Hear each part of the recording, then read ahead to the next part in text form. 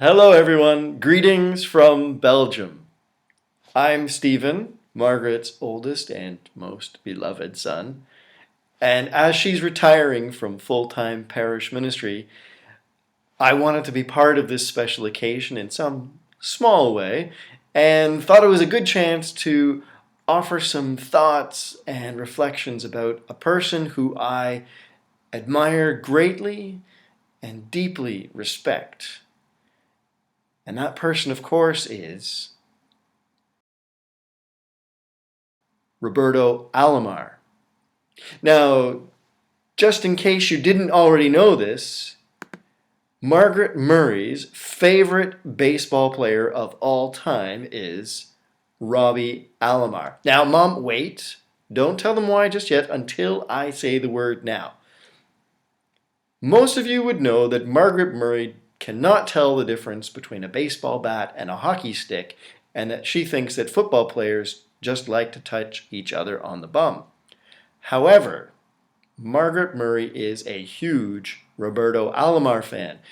Not because of all his skill and talent, not because he's been an all-star 12 times, not because he's won 10 gold gloves and has a 300 lifetime batting average and is considered one of the greatest second basemen of all time and was the first Toronto Blue Jay elected to the Baseball Hall of Fame. None of those reasons. Margaret Murray loves Roberto Alomar because, okay, Mom, now he sees the whole field. That's right. And it is for that reason, ladies and gentlemen of the Halton Hills Parish Cluster, people of the Diocese of Niagara, friends, family, colleagues, brothers and sisters in Christ, I would like to submit to you this day that Margaret Murray is the Roberto Alomar of parish priests. For starters, they both began their professional careers in the same year. Secondly, Robbie Alomar would never have been as successful without his teammate, Joe Carter. Likewise, every time that Margaret has changed churches, there's always this player to be named later who came along with her, Greg. The two of them are a package deal, and they are better together. I think many of you would agree that Margaret has also been an all-star priest, pastor, colleague, and friend for many years. On defense, she has always been there when people needed her. And on offense, she has always been at the forefront of justice issues, and she has fought long and hard for a more inclusive church. Now, Margaret might never have led the diocese in a statistical category, but she has always brought energy, joy, and passion to everything that she did and every day that she did her ministry.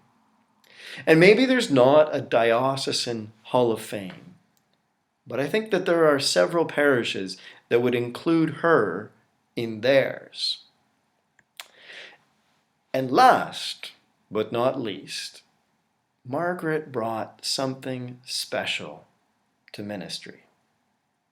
In case you haven't guessed it, she could see the whole field.